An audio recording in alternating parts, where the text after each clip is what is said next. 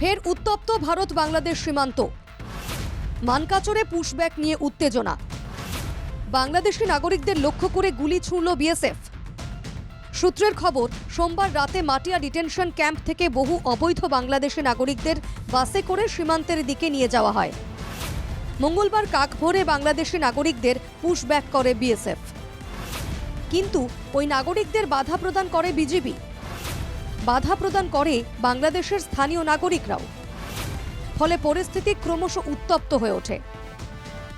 একসময় বাংলাদেশের স্থানীয় গ্রামবাসীরা ওই নাগরিকদের নোম্যান্স ল্যান্ড থেকে ভারতে প্রবেশ করিয়ে দেওয়ার চেষ্টা করে। তখনই বিএসএফ কয়েক রাউন্ড রাবার বুলেট ছোড়ে।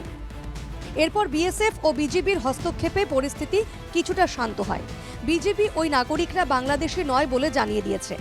এদিকে বিএসএফ এর পক্ষ থেকেও জারি করা হয় এক বিবৃতি। ভারত কোনো বাংলাদেশিকে পুশব্যাক করেনি বলে জানায় বিএসএফ। একই সঙ্গে ফ্ল্যাগ মিটিংয়ের জন্য বিজিবিকে আমন্ত্রণ জানায়, কিন্তু বিএসএফ এর আমন্ত্রণে সাড়া দেয়নি বিজিবি। ফলে ওই বিদেশি নাগরিকরা বর্তমানে নোম্যান্স ল্যান্ডেই রয়েছে। মঙ্গলবার এই ঘটনা ঘটে মানকাচরের ভারত বাংলাদেশ সীমান্তে।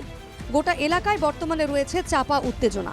ঘন ঘন এলাকায় ছুটে যাচ্ছেন বিএসএফ এর শীর্ষ আধিকারিকরা। তবে ঘটনাস্থলে যেতে দেওয়া হচ্ছে না সংবাদকর্মীদের। মানকাচর থেকে কবির মণ্ডল ও গোয়ালপাড়া থেকে রশিদুল হোসেনের রিপোর্ট, এনকেটিভি বাংলা।